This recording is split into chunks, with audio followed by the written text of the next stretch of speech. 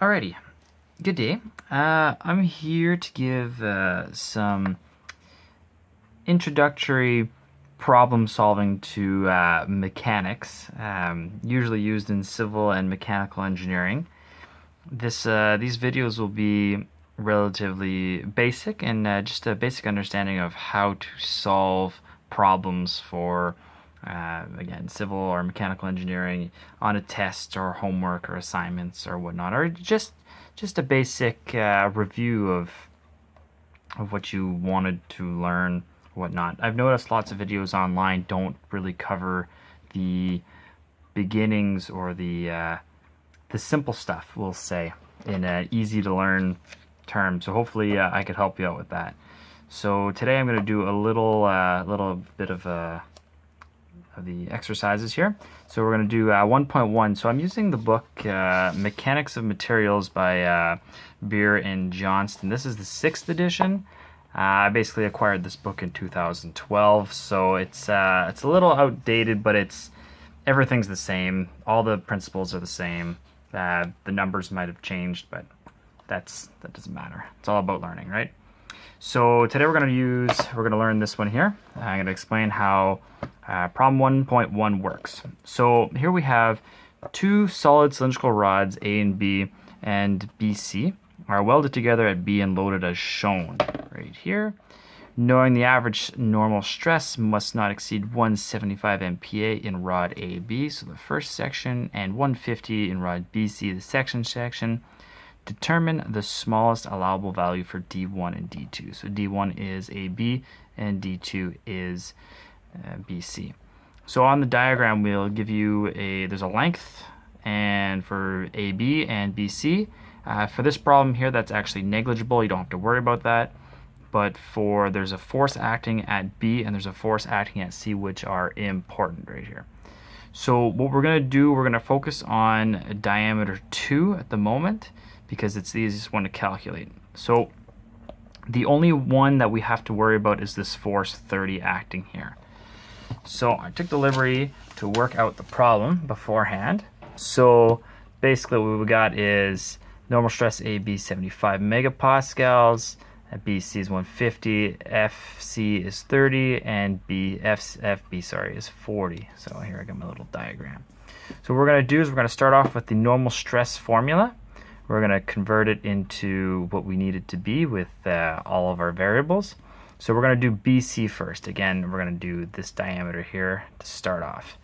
So basically we fill in the variables. So BC, which is this section here, FC, which is this force acting here, and AC, which is the area on C.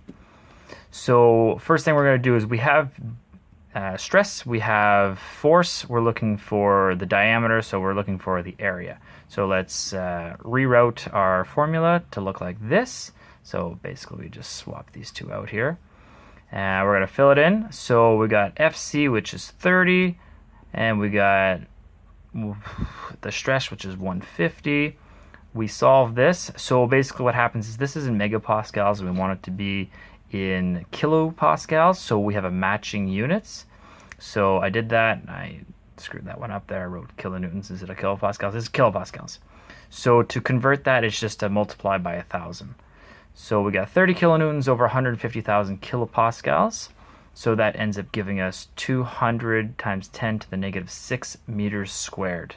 I like to use my units, or keep my calculator in engineering format, because it keeps everything in threes. So -3, -6, -9, 3, 6, 9. So it's easier to follow, for me anyways. So at this point here, we solve for this. So then we're going to use the diameter, or the area equation for a circle, since we know that these are circular rods. So we get the formula, which is pi d squared over 4, or you could use pi r squared. I forget. I don't use it that much. I use this one now. So we're going to swap it out for DC. So we want DC. So realign your formula so it's square root of 4AC over pi. Basically, we put in the formula. So we have AC, which is 200 times 10 to the negative 6, which is there. and then it'll give us a D of 15.96 millimeters. So if you put this into your calculator, it should spit out 15.96 times 10 to the negative 3 meters. Well, we want it in millimeters, so you divide that or multiply it by 1,000, and that's what it will give us. So now the same thing we're going to do for the second rod here. The only difference here is that it's your load path you got to pay attention to. So on the first one here, if I were to pull on this from here, only this force is acting.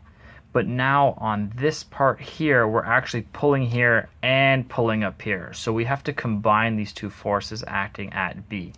So if we look at our formula, it's the same formula as this one, except we have to add FB and FC together. So and then again, we'll just rearrange the formula. We'll put it in, so 40 and 30. The 175 is the stress acting, or the maximum stress acting in this rod here. And then we solve again. So 175 again is kilopascals. We got to switch that over from megapascals. And then we get this as our answer. So this is the area. So it's 400 times 10 to the negative 6 meters squared. So again, I don't think I explained this before. Don't try to convert your meters squared to millimeters just yet. Once we go through this section here, you'll get rid of the square. The square always makes things very messy, so just keep it like that until the end. So then we get to the area formula. We switch that around because we're looking for D. This says dB, which is here, which is actually D1 or 2. I forget which one it is, but dB. We solve for that. We throw that in. So again, AB is 400 times 10 to the negative 6. Throw that in there, and we'll get an diameter of 22.57 millimeters. And that's how you solve problem 1. It's not too difficult. The only part that may have got you was this part here where you have to add the forces together to solve for this diameter. But that's it. Hope you enjoyed it. If you have any questions, just leave a comment.